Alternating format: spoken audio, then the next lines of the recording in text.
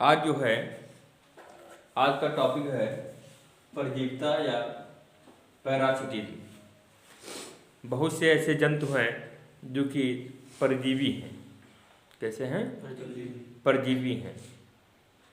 परजीवी और परपोषी में अंतर है। जैसे हम लोग परपोषी हैं, मनुष्य जाति क्या है? परपोषी है, लेकिन परजीवी नहीं है। समझ गए? अब परपोषी और परजीवी में क्या अंतर है कि जब परजीवी भी दूसरे पर निर्भर है और परपोषी भी दूसरे पर निर्भर है। समझ गए? अंतर ये है, परजीवी जिस पर निर्भर है उसके साथ में चिपक करके या उस पर उसके साथ में रह करके उससे भोजन लेता है। परपोषी जो है उसके साथ में हर समय नहीं रहता है, हैं? परजीवी जो है या तो साथ में रहेगा तो परमानेंट साथ में रहेगा, या मौका पाएगा तब साथ में रह करके और अपना भोजन ले लेगा। लेकिन परपोषी जो होता है निर्भर तो दूसरे पर है, लेकिन उसके साथ में रह करके भोजन नहीं लेता है। जैसे हम लोग पेड़ पौधों पर निर्भर हैं, लेकिन हर समय पेड़ पौधों के साथ में थोड़े रहते हैं। तो हम कैसे हैं? परपोषी हैं। और परजीवी किसे कहेंगे? जैसे एस्केरिस है, ठीक है, और जूं है, चिचड़ी है, जोंक है, हैं? तो ये जिस पर निर्भर हैं उनके साथ में रहते हैं, भले ही वो कुछ समय के लिए रहें या हमेशा के लिए रहें। मतलब स्थायी रूप से भी रह सकते हैं और अस्थायी रूप से भी रह सकते हैं। जैसे कुछ निम्न श्रेणी के अविकसित जंतु हैं जो अपना भोजन या अपना पोषण स्वयं नहीं कर पाते हैं। अपना पोषण स्वयं नहीं कर पाते हैं क्योंकि उनमें पाचन, अवशोषण एवं परिसंचरण हेतु जो तंत्र होते हैं वो अनुपस्थित होते हैं या अविकसित होते हैं। या तो पाचन तंत्र अनुपस्थित होगा या अविकसित होगा, या अवशोषण, परिसंचरण ये सब या तो अविकसित होंगे या होंगे ही नहीं। तो ऐसे जंतुओं को परजीवी होना मजबूरी है। समझ गए? फलतः क्या होता है, इन जीवों को अपने पोषण के लिए किन्हीं अन्य जीवों पर निर्भर रहना पड़ता है। अपने पोषण के लिए दूसरे पर निर्भर रहेंगे।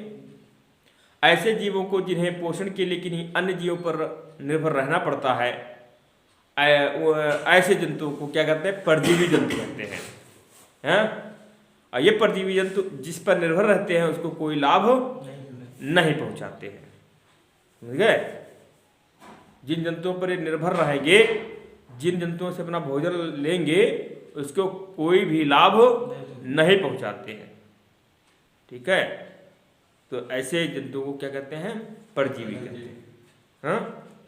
फिर से कहेंगे, ऐसे जंतु जो पोषण के लिए दूसरे जंतुओं पर निर्भर रहते हैं, समझ गए, और उनको कोई लाभ भी नहीं पहुंचाते हैं, ऐसे जंतुओं को परजीवी जंतु कहा जाता है।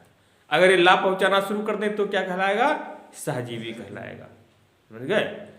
भाई लाभ पहुंचाने का मतलब ये हो जाएगा कि ये जंतु दूसरे जंतु से भोजन या कुछ लेंगे, ठीक है, तो उसके बदले उनको कुछ देंगे, तो परजीवी नहीं कहलाएंगे, फिर सहजीवी कहलाएंगे। उनको भी लाभ मिल रहा है और उनको भी लाभ मिल रहा है। उसे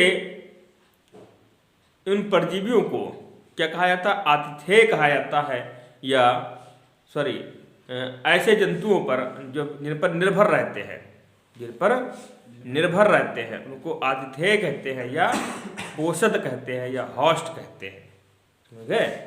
पोषद कौन है? जिससे भोजन लिया जाएगा।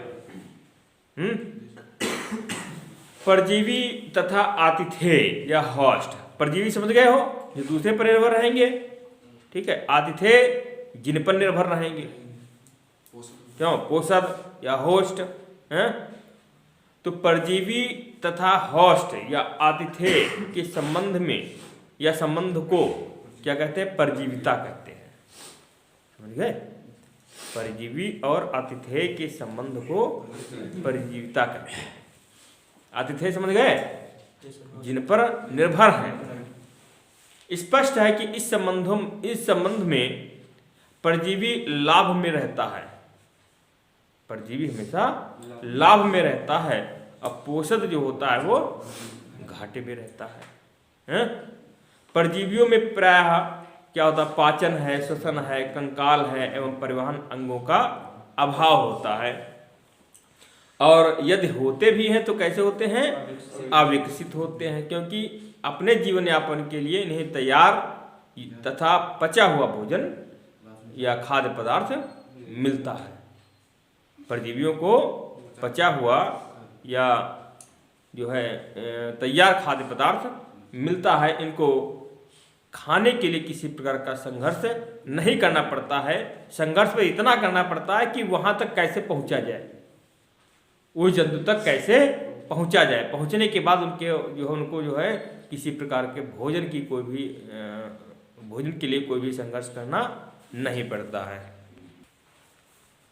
परजीवी का जीवन चक्र सरल नहीं होता, क्योंकि देखिए भोजन तो पहुँचने के बाद तो पर्याप्त है उसके पास, लेकिन वहाँ तक पहुँचना बहुत कठिन है। वहाँ तक पहुँचना बहुत कठिन है कि किस प्रकार से वहाँ तक पहुँचा जाए। तो आतिथेय या पोषक के शरीर के अंदर जाने के कारण या अंदर रहने के कारण परजीवी का जीवन चक्र जो होता है या लाइफ साइकिल जो होता है वो सरल नहीं होता है। इसलिए अनेक इनके जो जनांग होते हैं या जनन अंग होते हैं बहुत विकसित होते हैं, इसलिए इनकी जातियाँ बनी रहती हैं। समझ गए। परजीवी जितने भी हैं उनका जनन तंत्र बहुत मजबूत रहता है, नहीं तो बहुत तो ऐसे होते हैं जो कि आतिथेय तक पहुंच नहीं पाते हैं और मर जाते हैं। लेकिन इनका जननी सिस्टम इतना मजबूत है कि एक बार में लाखों करोड़ों की संख्या में संतान उत्पन्न करते हैं। ठीक है, इसीलिए कोई ना कोई तो पहुंच ही जाता है, इसीलिए उनकी जाति बनी रहती है।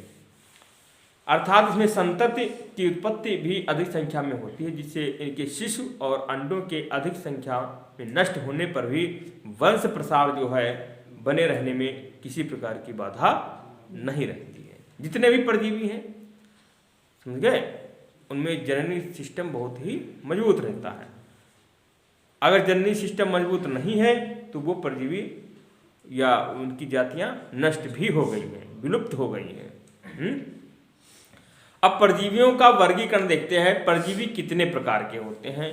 इनमें 3 आधार लिए गए हैं कि परजीवियों को 3 आधार पर जो है उनको बांटा जा सकता है। समझ गए। जैसे परजीविता का आधार, पोषद का आधार, जीवन चक्र का आधार, ये आधार हैं किस आधार पर जो है परजीवी किस प्रकार के परजीवी होते हैं। ठीक है।